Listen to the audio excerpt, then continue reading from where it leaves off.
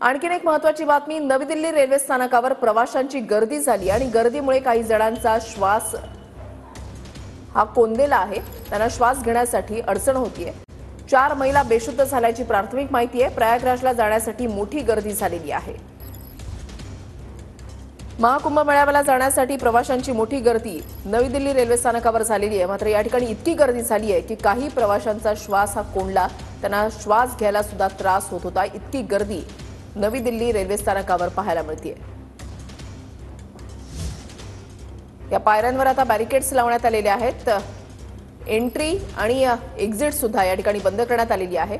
मात्र या गर्दीमुळे काही जणांचा श्वास हा कोंडलेला आहे। 4 महिला बेशुद्ध झाल्याची प्राथमिक माहिती मिळते। प्रयागराजला हे सर्व प्रवासी जात आहेत, हे भाविक जात आहेत आणि यासाठी नवी दिल्लीच्या रेल्वे स्थानकावर ही मोठी गर्दी, तोबा गर्दी आपण पाहताय।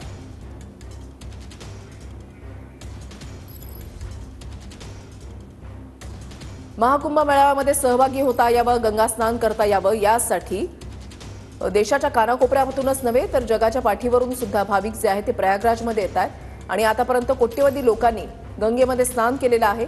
महाकुंभ मेळाव्यामध्ये हजेरी लावलेली आहे आणि त्यामुळेच या महाकुंभ मेळाव्यामध्ये सहभागी होता यावं यासाठी भाविकांची अजूनही मोठी गर्दी प्रयागराजकडे जाण्यासाठी होताना पाहायला मिळते। नवी दिल्लीमधल्या रेल्वे स्थानकावरची ही तोबा गर्दी आपण या ठिकाणी पाहताय। प्रचंड गर्दी या ठिकाणी झालेली आहे। मात्र या गर्दीमुळे 4 महिलांचा श्वास हा कोंडलाय। 4 महिला बेशुद्ध झाल्याची प्राथमिक माहिती आहे।